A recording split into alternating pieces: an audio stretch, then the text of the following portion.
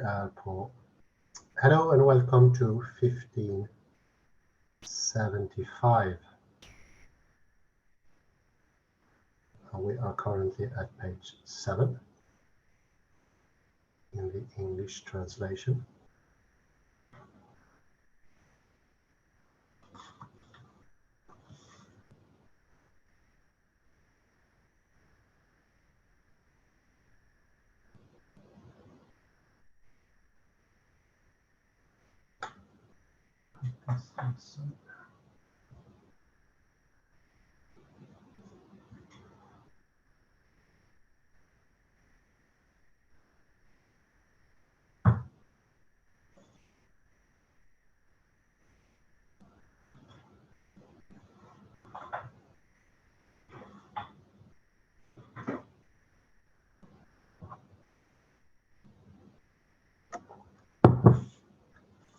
And we ended with the end of the first paragraph, and the new sentence begins with how. How are we to explain that the biological or organicist metaphor?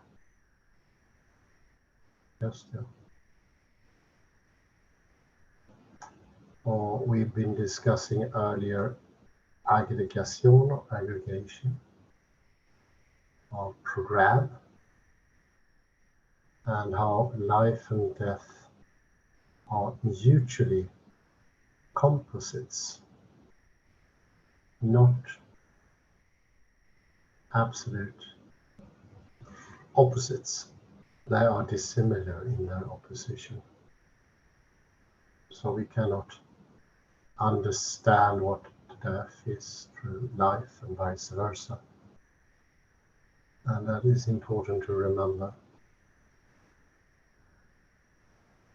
They are not the same, that's not what I'm trying to say, but it is the actual matter of opposition here that is important.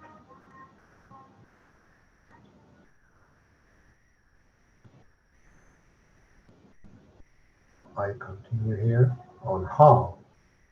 How are we to explain that the biological or organicist metaphor, which I am not conflating here,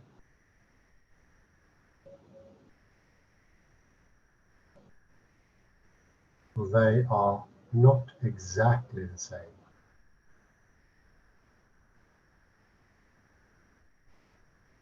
But let's leave that aside, at least for now.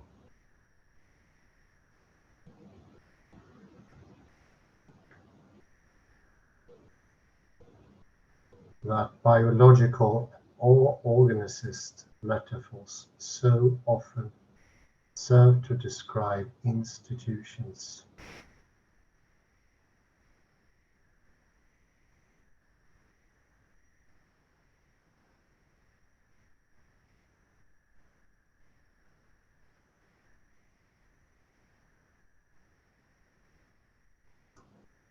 The institution of the university in particular.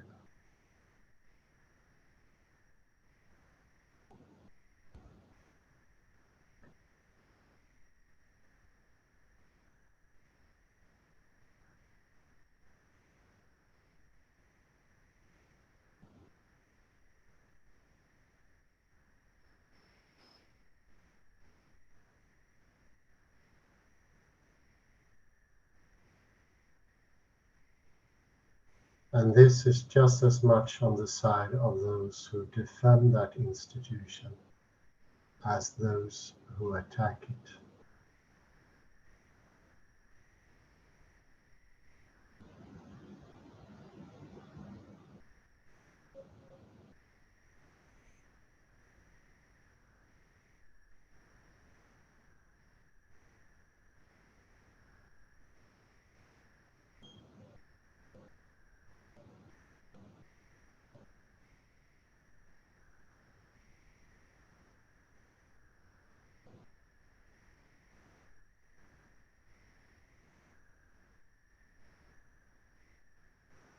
how are we to explain that the same concept or the same figure, for example, program or reproduction,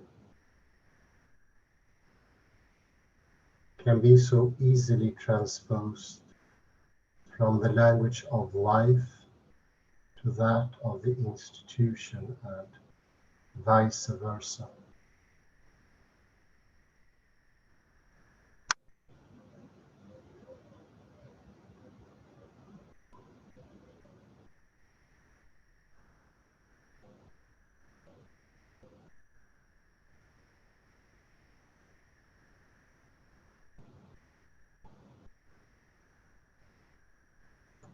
And this is the case just as much for those who want to preserve as those who want to destroy.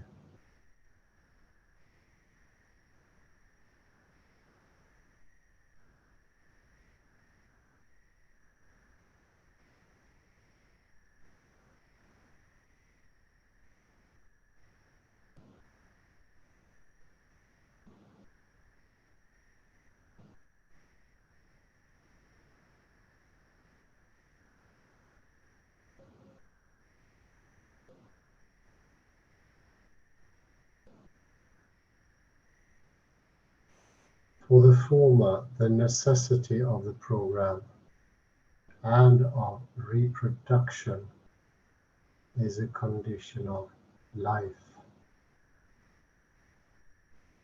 a condition of development and of production.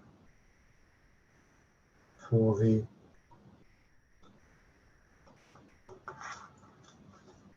latter,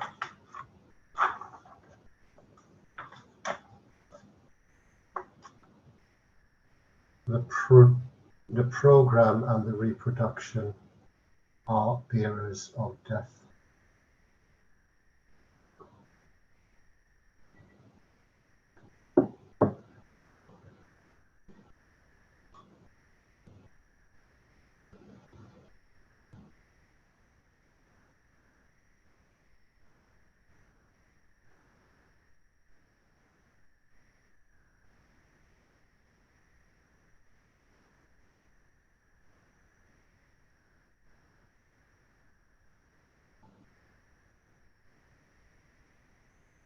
And today, as you know, the political critique of the institution,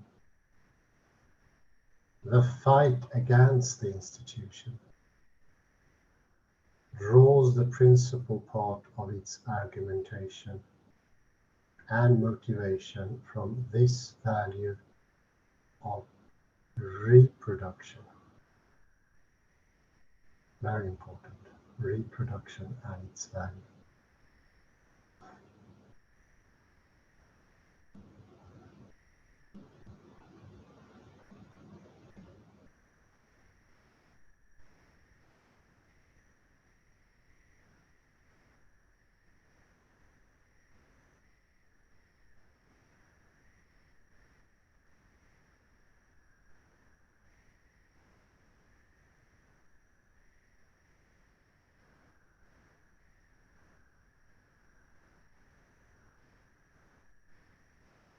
The university is a system that, through its programs, assessments, and constraints, aims to ensure the reproduction of its organization.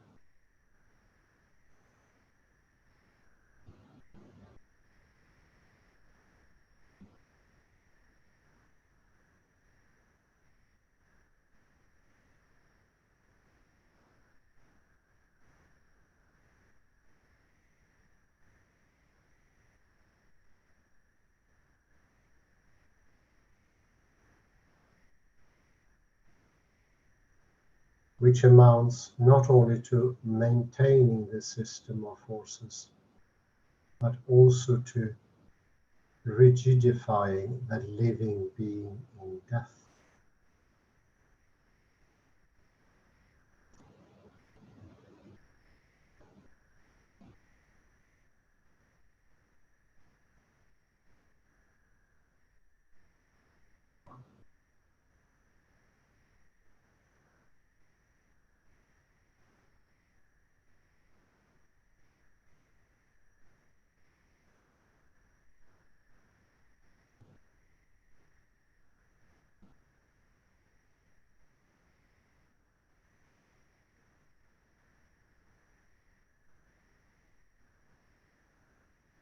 And that is what should be prevented.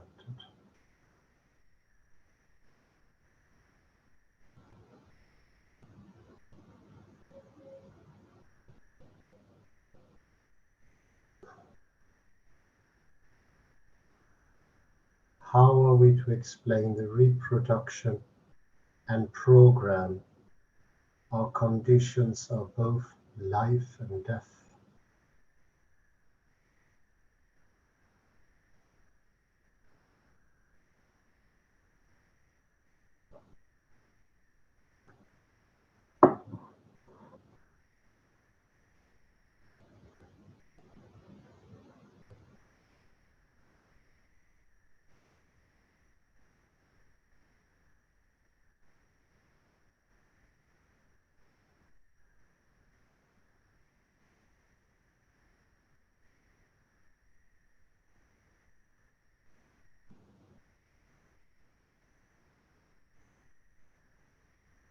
And is this metaphoricity fortuitous?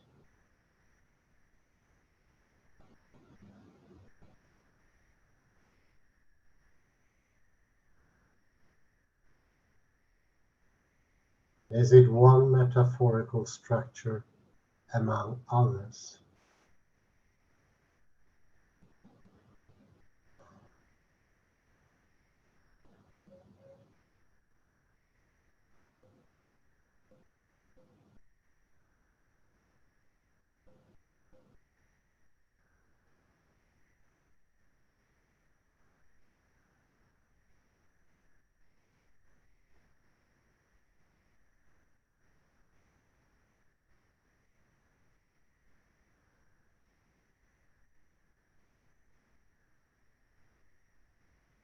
Instead of developing for its own sake, and in general, this question of program and of this singular metaphorical exchange.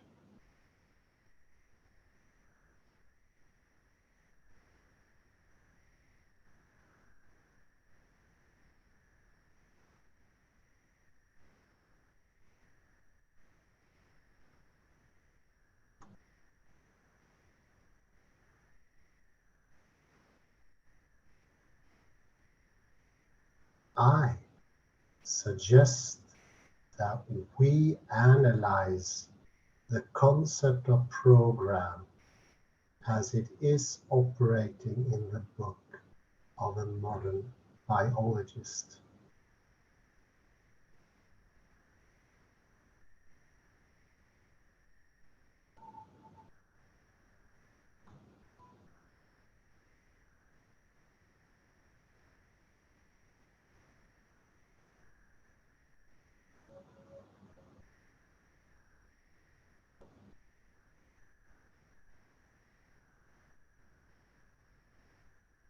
One who could hardly be suspected of giving in to the old programs of philosophical speculation, namely Francois Jacob, the logic of the living.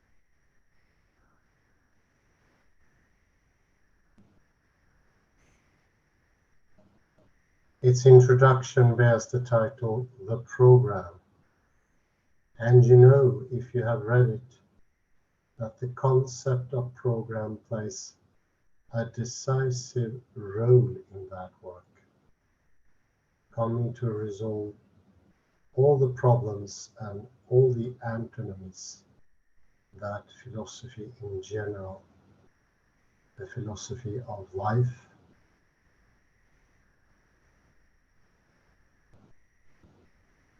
and the antinomies that philosophy in general,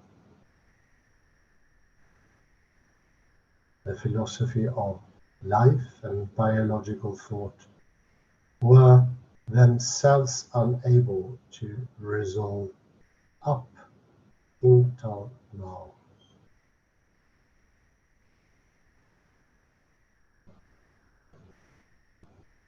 Says Jacob.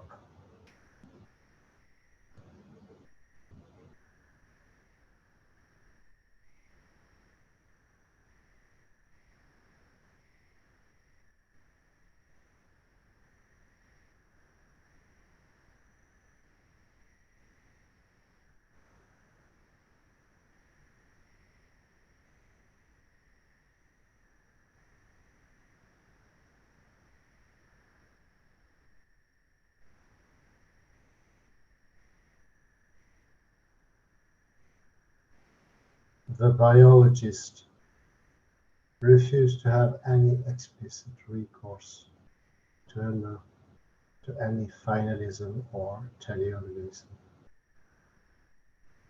which contain all sorts of obscurantism or occultism, or at least all kinds of metaphysical speculation.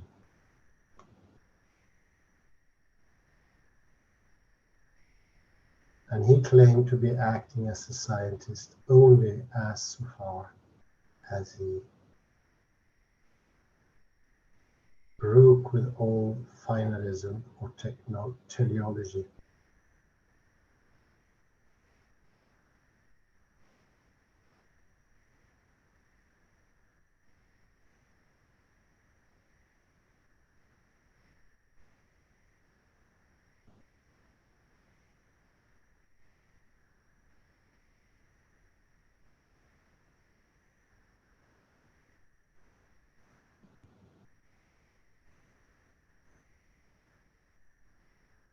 And yet, Jacob thinks this break never took place, could not take place, an implicit teleologism or finalism remaining persistent, unknowable,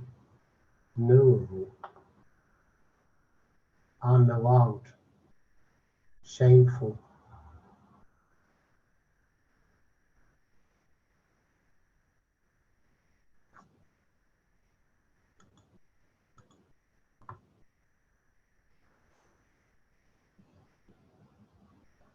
And the contradiction between the hidden finalism and the declared anti-finalism, the necessity of having recourse to both this double bind of the biologist remain unsolvable.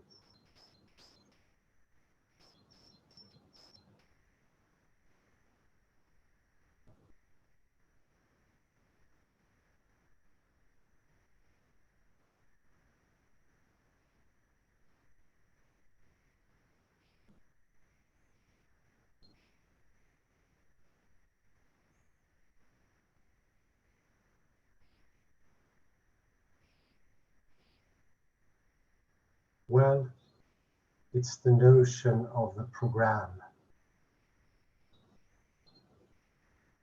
at least as biologist.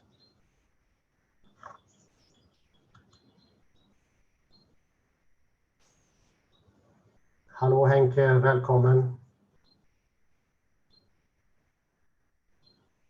Vi är igång här redan med Derrida. We are doing Derrida. The session is a deconstruction of Francois Jacob, a biologist.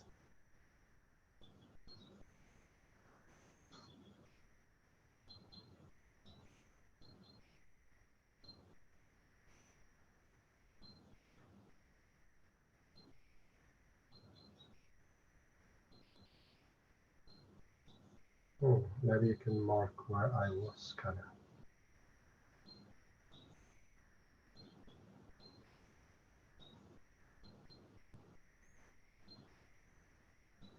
Well, I'll repeat it anyway. Up until now, says Jacob, the biologists refuse to have explicit recourse to any finalism or teleologism, which contain all sorts of obscurantism or occultisms, or at least all kinds of metaphysical speculations. And he claimed to be acting as a scientist only, this is important, only insofar as he broke with all finalism or theology. You need to be purified before you can enter the profession as a biologist.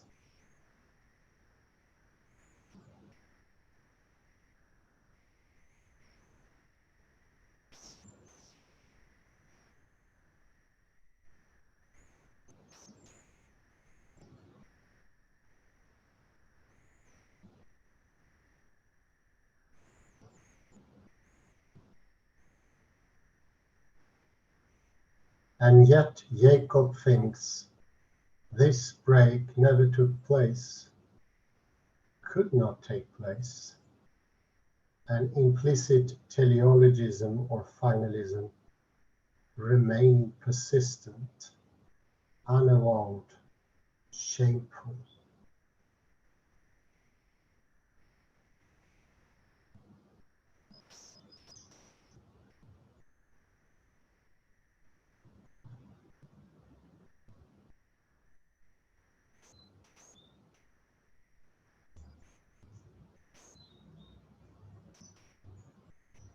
And the contradiction between the hidden finalism and the declared anti-finalism, the necessity of having recourse to both, this double bind of the biologist remained unsolvable. Very important.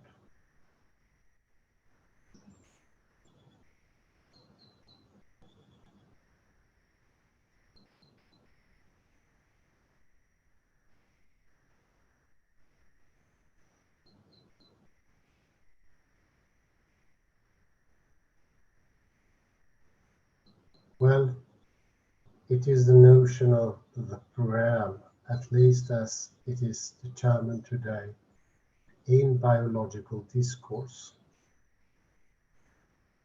that comes to take note of this double bind.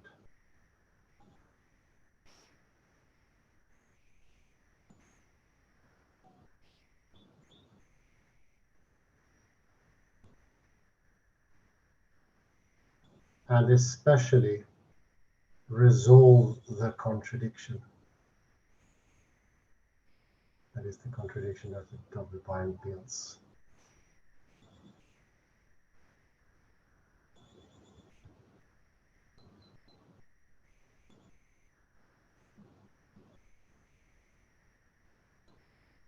And reproduction, the essential characteristic of the living being, according to Jacob, the principal operative factor of the living world.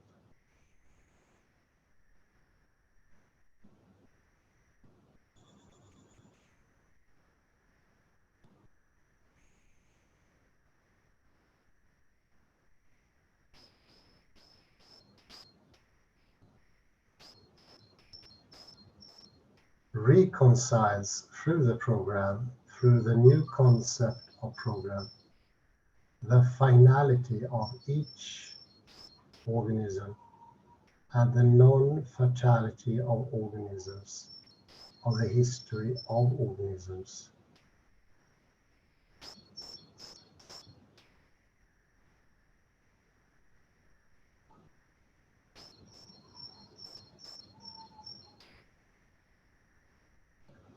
It provides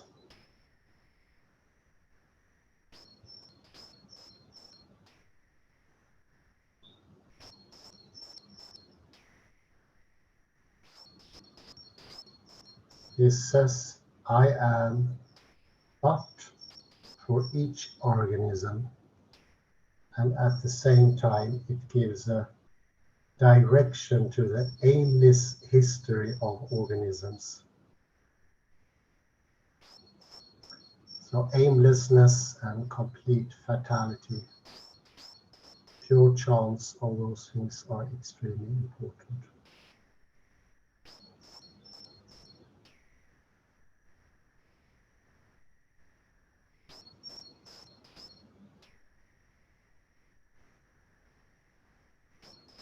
And here is the formulation. For a long time, the biologist treated teleology as he would a woman he could not do without.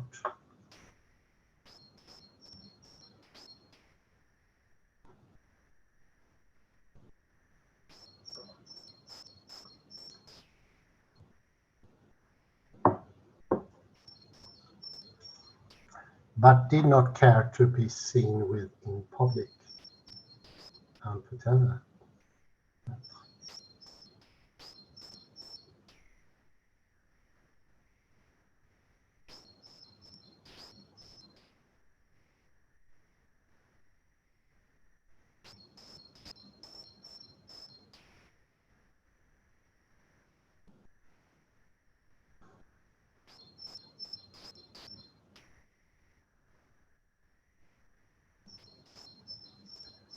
The concept of program has given to this secret relationship a legal status.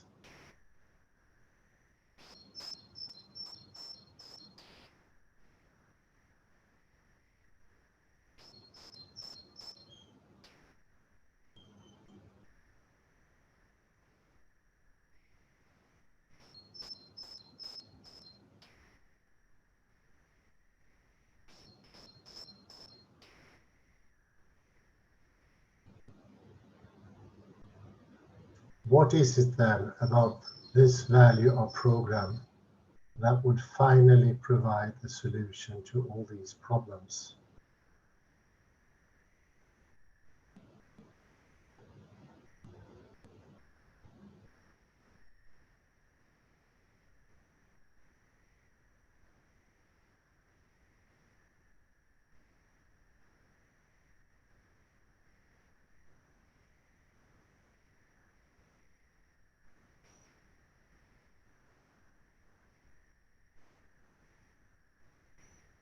That would come to institutionalize by giving it a status.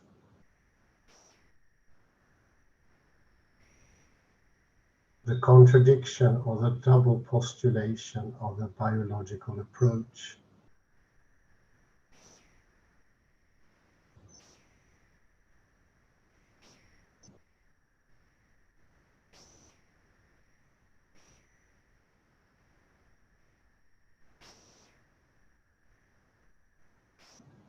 Giving a legal, that is here, a scientific status, allowing it to be recognized as scientific, giving a legal status to discourse. That would have otherwise been taken as non-scientific, metaphorical, ideological, imaginary.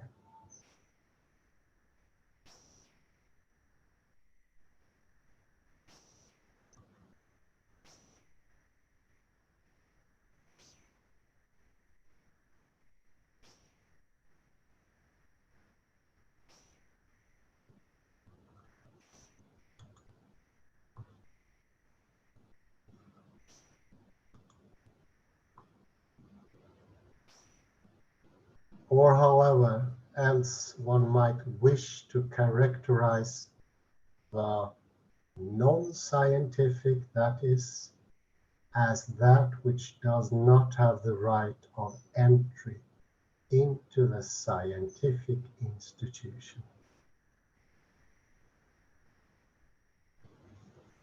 No pasarán, no entry.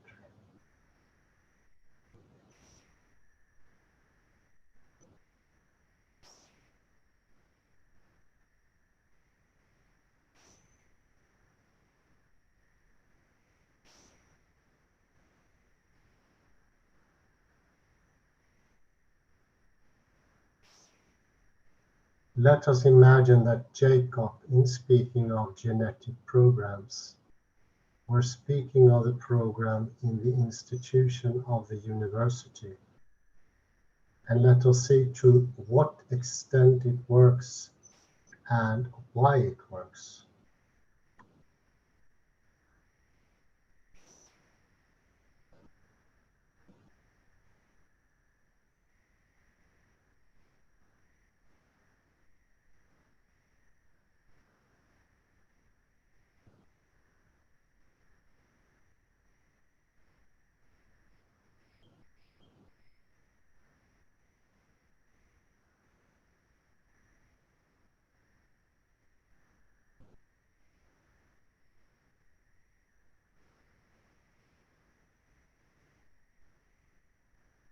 From the opening words of his introduction, Jacob recalls how science can lag behind.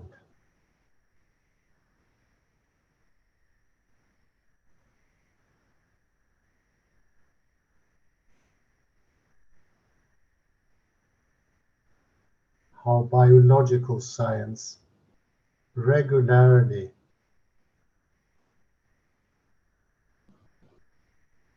lags behind the physical sciences.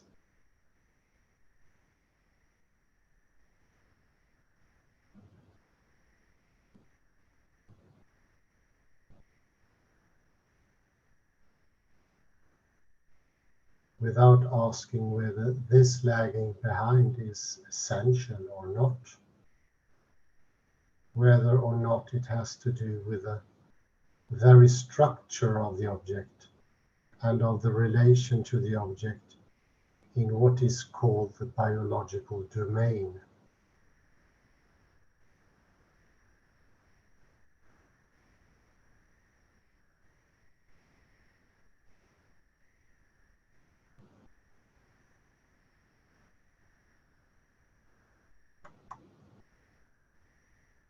Whether it has to do with the very constitution of the object life.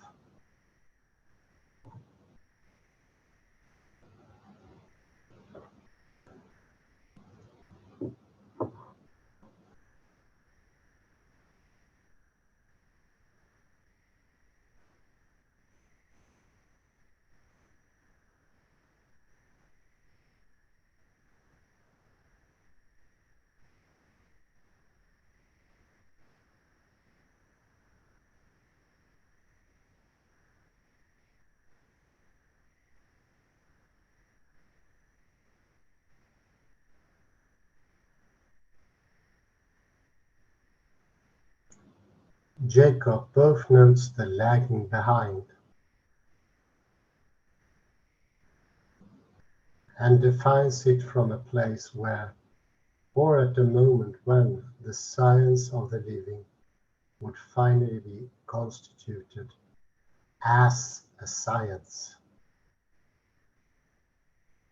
even if it is not yet a unified science, as the latter says.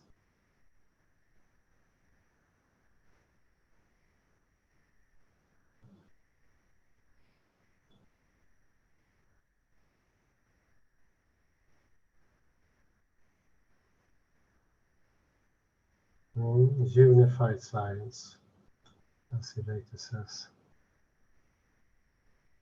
Those are the goals to strive for, and this is also obvious in Jacques Derrida and many others. Getting rid of the metaphysical, the circumstantial, the magical, the subjective. And there you go, Bob's your uncle. You enter into pure reality.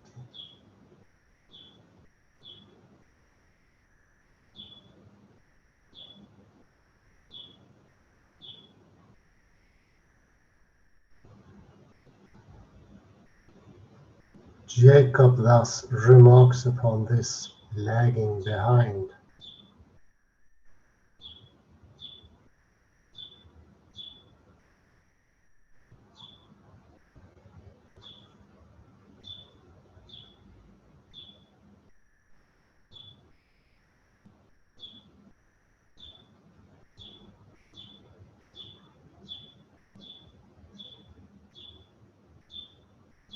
Even when the virtues of the scientific method had become solidly established for the study of the physical world, very important. Those who studied the living world continued for several generations to think the origin of beings.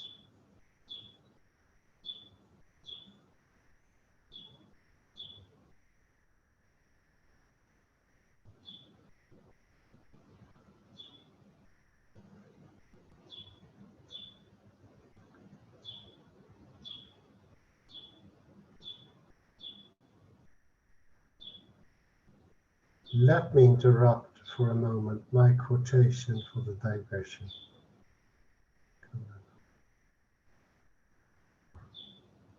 Despite Jacob's putative emancipation with regard to philosophy, or at least the type of philosophy that he would attribute to himself, for Jacob is more modest in his discourse than Monod, and his ambitions that might be attributed to him. Well, that is certainly true. Monod is a handful. Jacob speaks of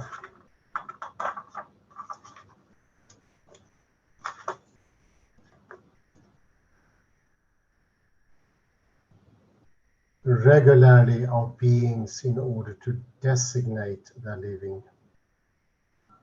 and of things to designate the non-living.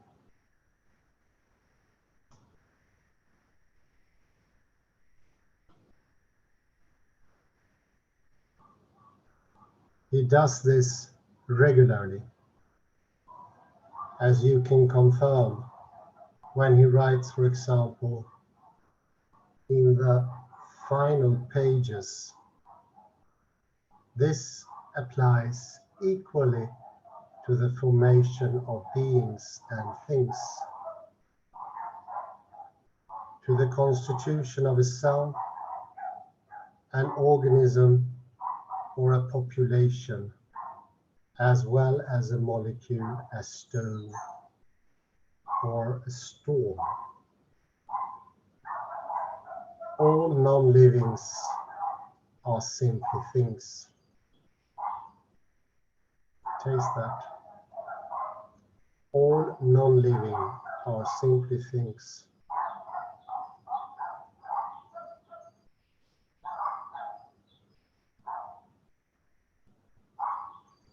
Well worth looking into.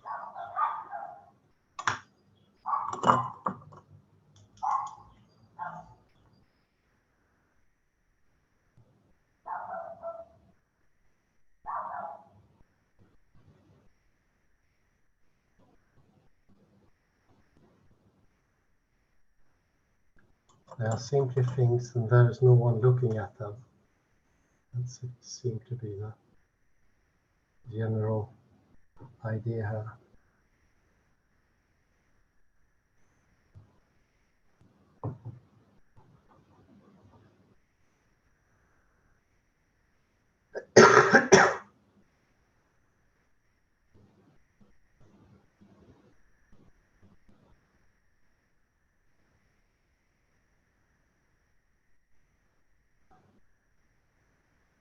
Beneath this convenience of writing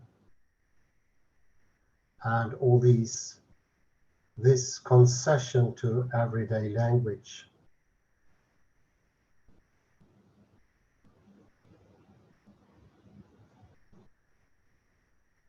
that makes beings of the living and things of the non-living, there lies hidden a vast sedimentation that I do not wish to expose here. No more than I wish to give the impression of pestering a scientist who is simply expounding his discourse with a demand for rigor.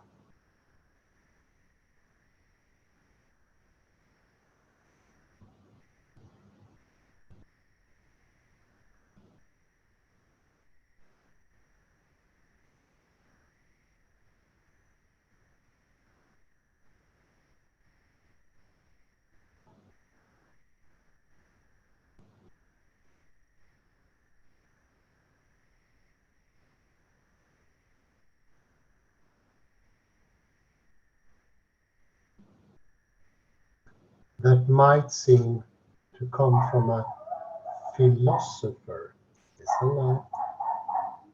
From a philosopher who knows nothing about the matter.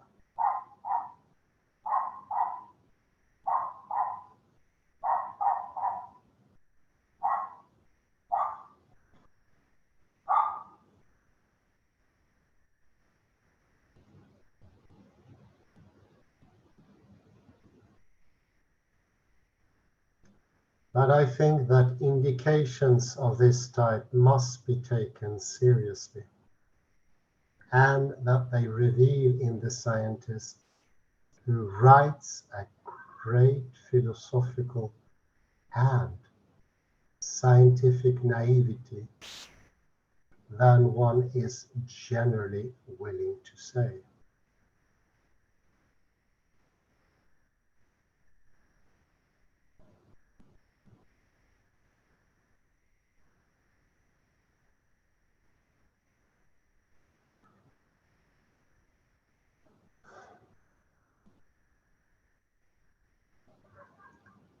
And as we know, it is in biological science that the non-scientific, conveyed through ordinary language, or this is often the same thing, philosophical language,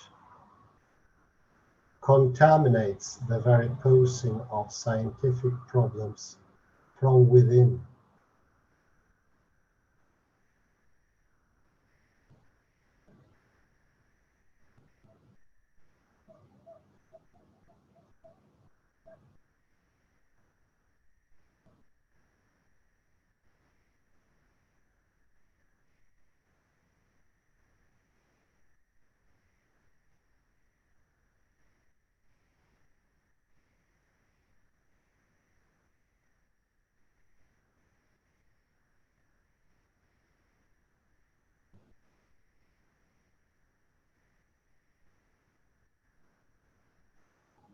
And for essential reasons, Jacob essentially acknowledges this when he admits that the lagging behind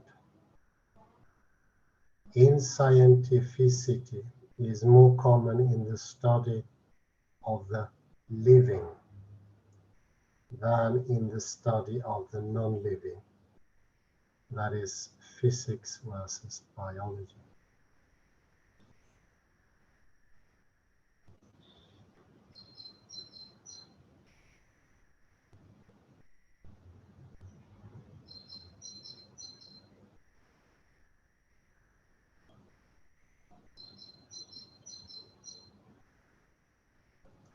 Just a few words more then regarding this opposition being/thing before returning to my interrupted quotation.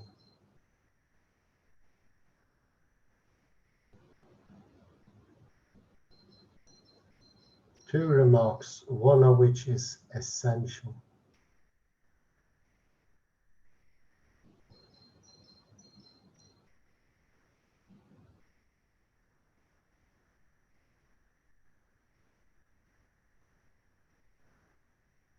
This attributing of the name being to the living,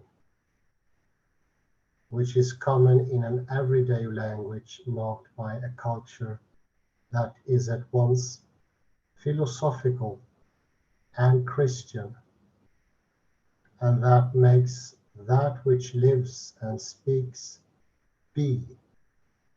Very important. Be. Goes back to what we were saying earlier about the equivalence between being and living.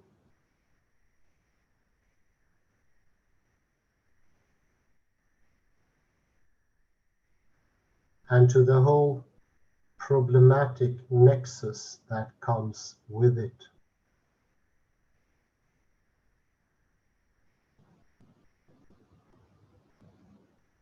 The other remark is anecdotal.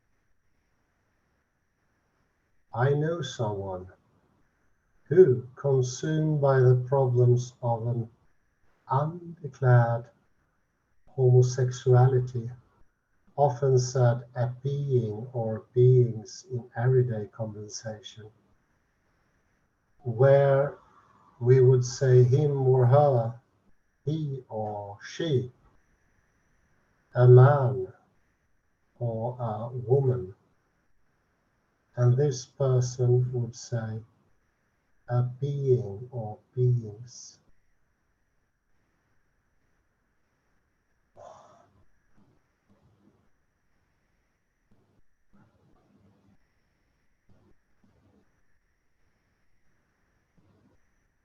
Not with that somewhat incantatory affection of the saloon of the Sunday sermon, but simply in order not to reveal the sex of the being of whom this person was speaking.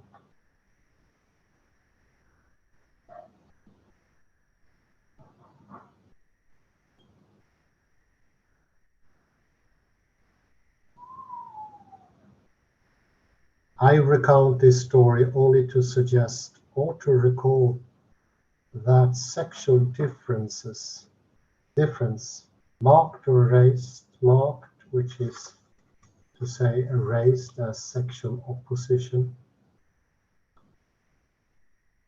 is perhaps at stake in the process by which the equivalence between being and living gets produced.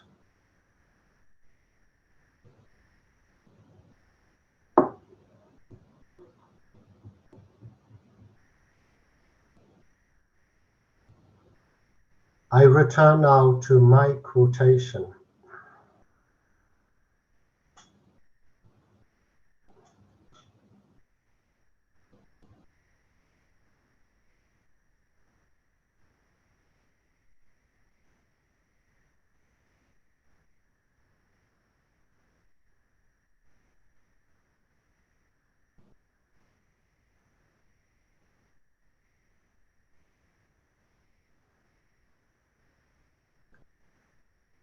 Even when the virtues of the scientific method had become solidly established for the study of the physical world, those who studied the living world continue for several generations to think the origin of beings in terms of beliefs, anecdotes, and superstitions.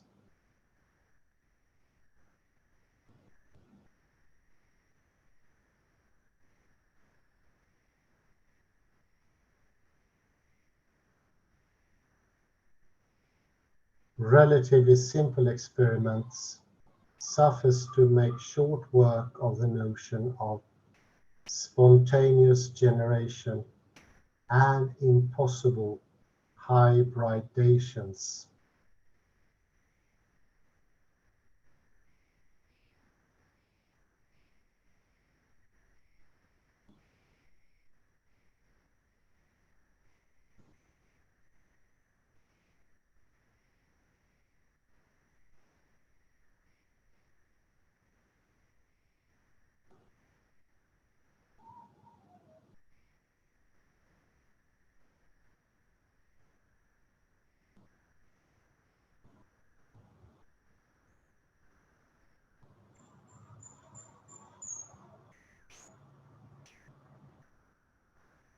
Nevertheless, some aspects of the ancient myths concerning the origin of man and of the earth persisted in one form or another until the 19th century.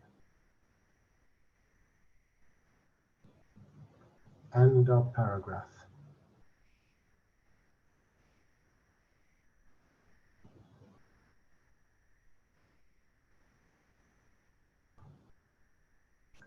The paragraph that follows says, today,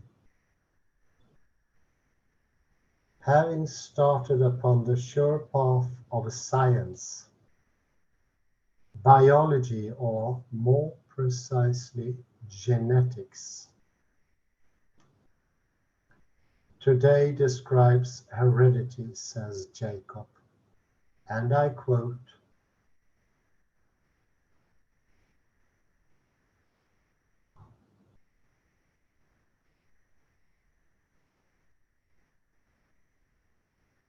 in terms of information, message, and code.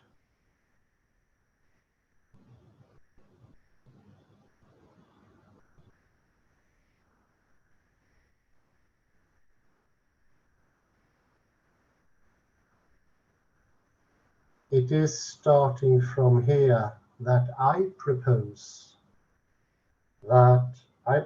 we listen to what is said about genetic inheritance as if Jacob were speaking of inheritance, of inheritors, as one would say in Bourdieu's language of socioanalysis, as organized by an institution.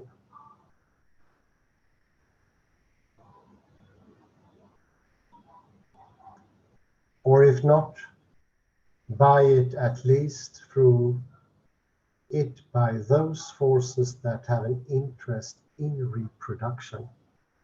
Once more, reproduction is returning. It's no coincidence.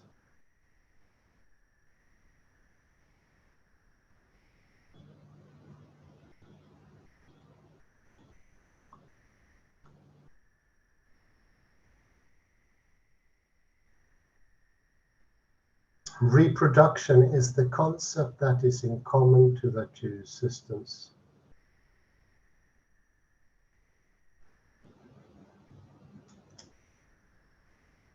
Life, or rather the living, and the institution.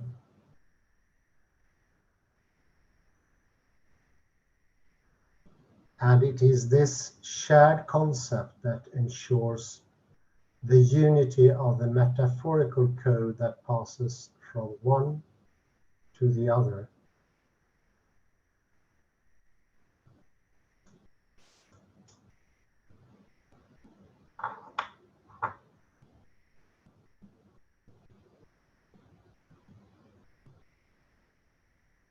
It is this unity of the metaphorical code that enables us to read the program.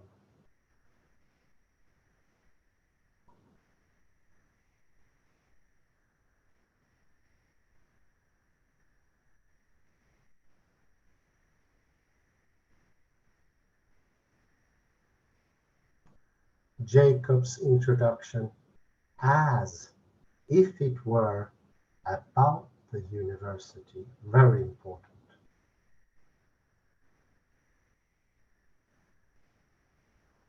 That is what we are going to do before then, asking ourselves what such a metaphorical possibility presupposes. Whether we are dealing with one metaphor among others, or, more pertinent, with a more fundamental metaphoricity.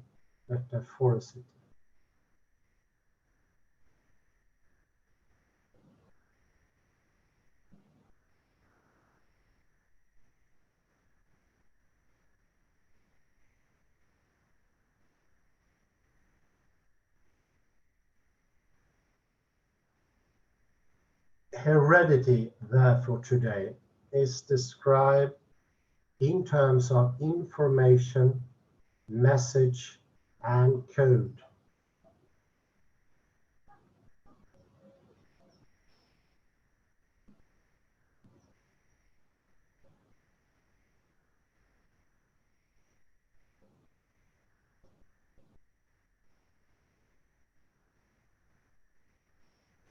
These three words seem to have been borrowed from a vocabulary of semiotic or linguistic communication.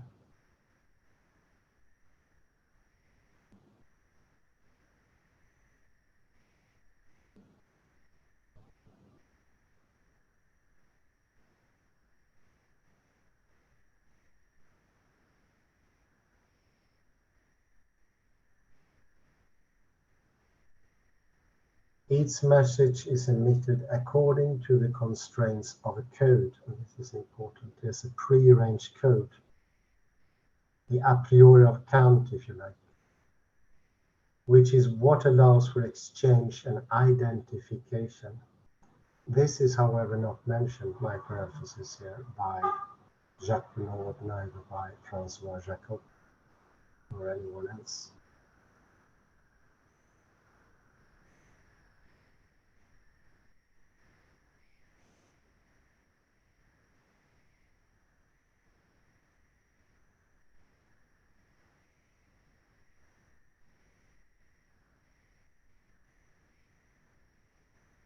The content of a genetic message, its information, what Jacob called the instructions, specifying molecular structures, would be like the signifier that is taught through the very determined, invariable norms of the code.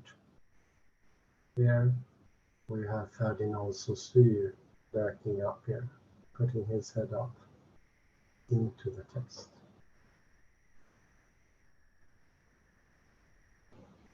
I am imposing neither the word instruction, I read the parenthesis, which can be heard both in the sense of instruction delivered in schools and the instructions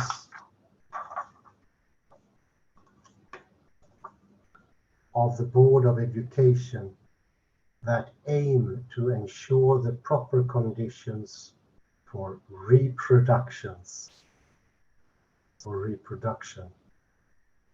the proper terms for reproduction in the Board of Education. Here's a very good parallel here.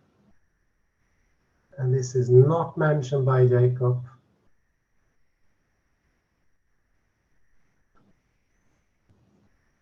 I am imposing neither the word instruction nor the word teaching on Jacob.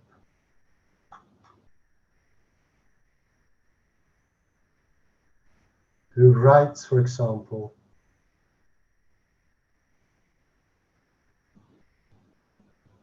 what are transmitted from generation to generation are the instructions specifying the molecular structures, or, listen to this,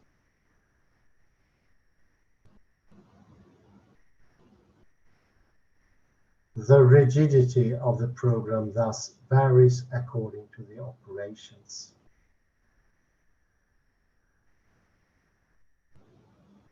So it's a sort of readout going out, not far from school. As of course, Jacques Monod and Francois Jacob and many others were schooled once upon a time. It's easy now to see where they grasp from, or they take their take from, so to speak. Certain instructions are carried out literally. Others are expressed by capacities or potentialities. It's getting more and more interesting. I think we're going to put a summary here and go through the ones quotable things.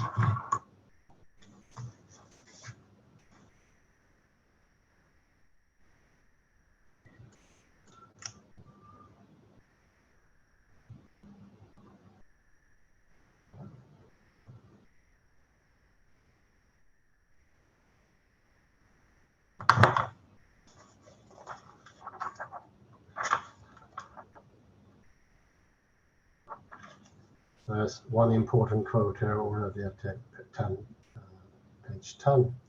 Hence a cell, an organism, and a population are beings.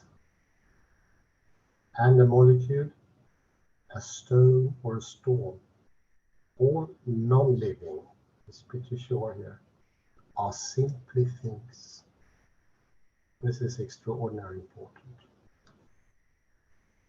And it comes in a sub-sentence, not with a high position. So something is getting established already. Yeah, they are simply things. dead on, so to speak, non-livings. And I think it's typical to have these things introduced in a side note or in a breath, not taking a major part in the propositions or assumptions, not being axiomatic or officially clearly declared.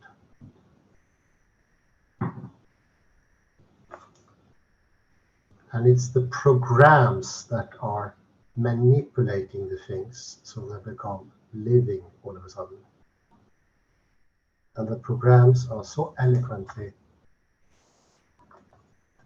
clarified by Derrida as being instructions from school, for instance, transmitted from generation to generation.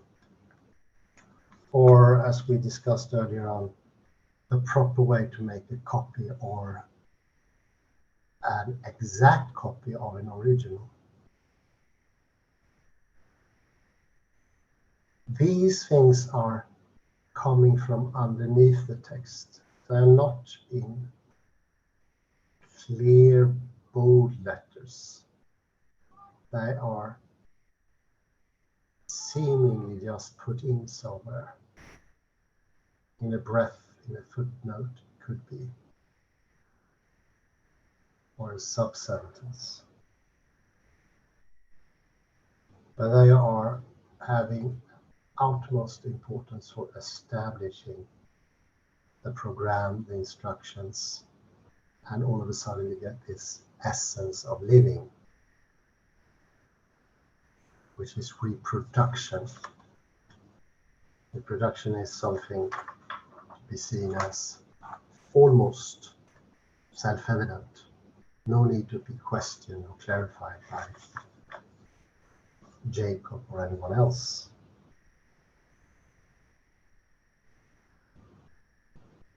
Those features are important, and this is how elegantly he builds up the text, but he does it unawares. It builds on oppositions. And this is where the deconstructive tendency of Derrida is so in utmost importance. Sort of having a very sharp pen, pointing out exactly where in the text, show the text here, where it comes in. And although it doesn't seem to be important, almost marginalized in the text, it has an extraordinary importance. It's pointing to something outside of the text, like schooling, boarding school. So in a way, both we, especially Jacques, Monod, and Francois, Jacob, and we become victims for this tendency of the supplement that, unbeknownst almost to us, seeps in. Because if it was a clear argument, it was out there in the open, we could handle it and say yes or no, or we can treat it at least as a proposition. This will not happen here really, until Derrida comes along.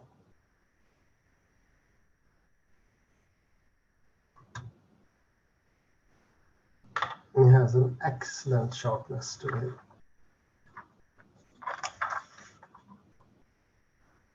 I also like the title of Francois Jacob's book, The Logic of Living. It's a logic. Introducing the idea of passivity. It happens by itself.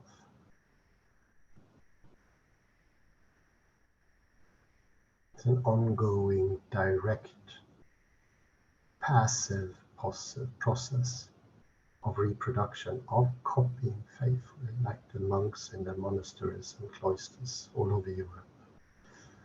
Or people doing today, carefully copying instructions, and the idea that there's some sort of benefit to it, by not being absolutely sure what that benefit lies in.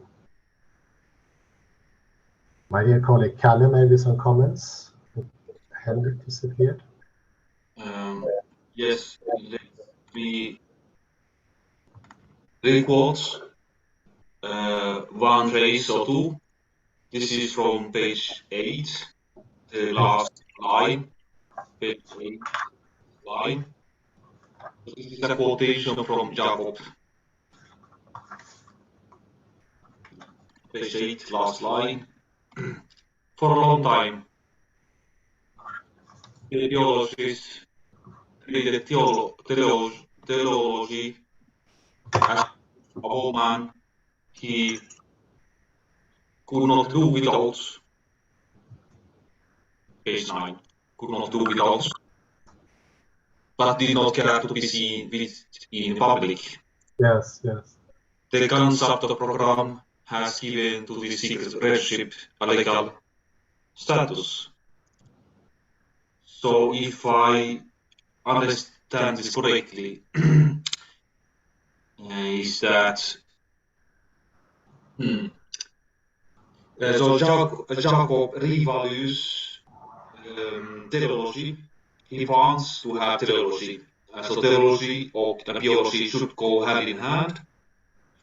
And I think the reason that Jacob revalues teleology is that it fits within his idea of a program. Program is that is everything is determined in advance. So theology in Jacob's sense is something passive, that everything is, you don't have your own will, but all the cells are already programmed in advance. That is the theology for him. In nature, you could return to Aristotle and think that an acorn, it becomes an oak, and so forth. That is a kind of Aristotelian thinking. So we could be also acorns. We don't have any logic. We will grow, and we don't have any own will. Everything is programmed in advance, and that is, I think, a dangerous thought. Our analogy. Yes, of course, we are in one way, so we are like acorns, and we go. But we do have will that we can see, for instance, from quantum physics. And from that paper, I don't remember who was the author. We went through this author 1 week ago, who showed that we have a program. No, we don't have a program. That is our own view by Jacob. Let me think, who was the name of this author who debunked the idea of a program? Do you remember? Let me see now. Sorry about my condition. My memory is not working to an utmost point. I do remember what you say, but... yes, I have the name here. Let me keep...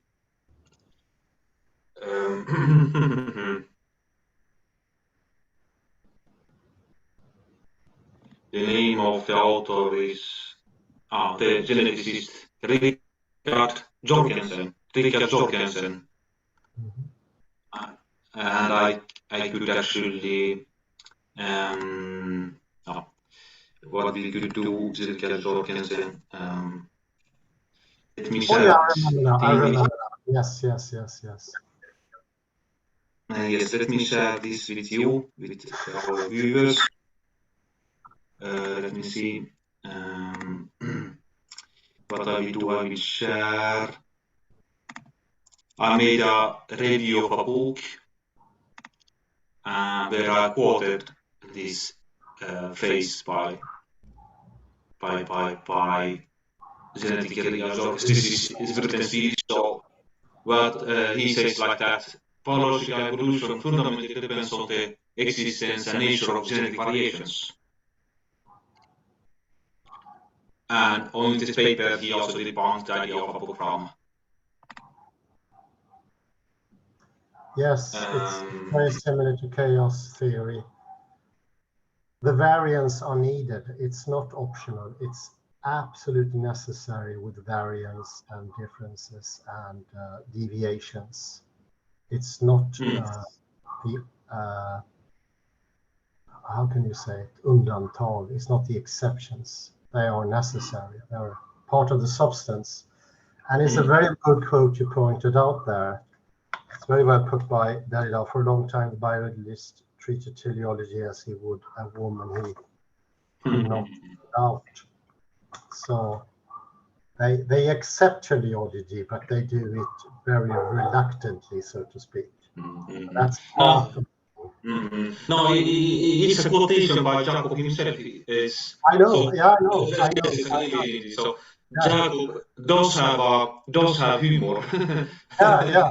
He has humor, but he also admits here that they don't really like theology, but there's no way of getting around it.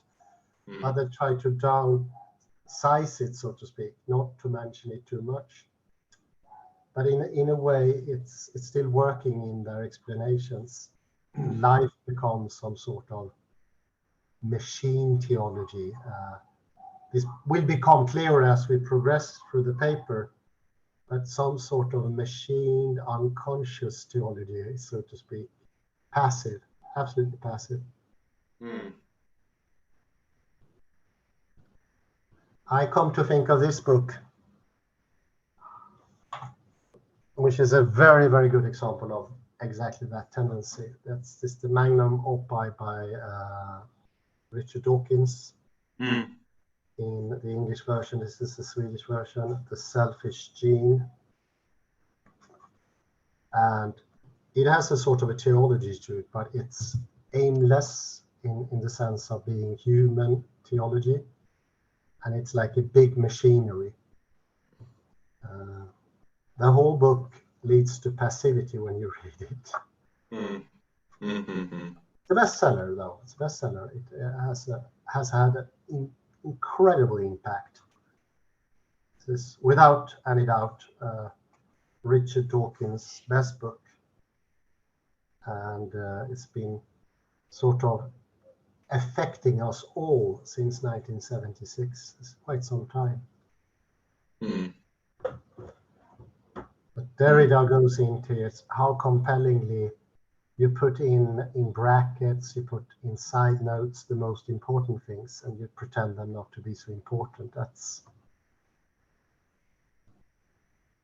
It's a bit like a magician. Look at that hand. This is the hand you should look at, not that one. Yeah, absolutely. This is what deconstruction, when it's very good, does. And here, thankfully, Derrida does it in very small portions. Can be very hard to follow through. Like in Dissemination or Grammatology, he does it too frequently. Here we get some breather, and understanding can come, and we understand deconstruction as well, not only Jacob, I would say, but what is deconstruction? Because it's sort of a tough nut to crack in itself.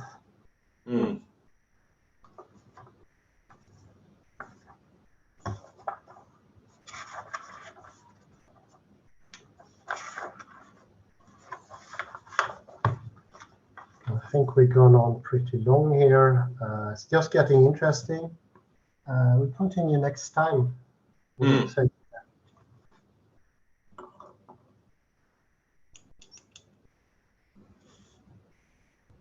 So I end the recording anyway here. Let's see, pause and. Thank you.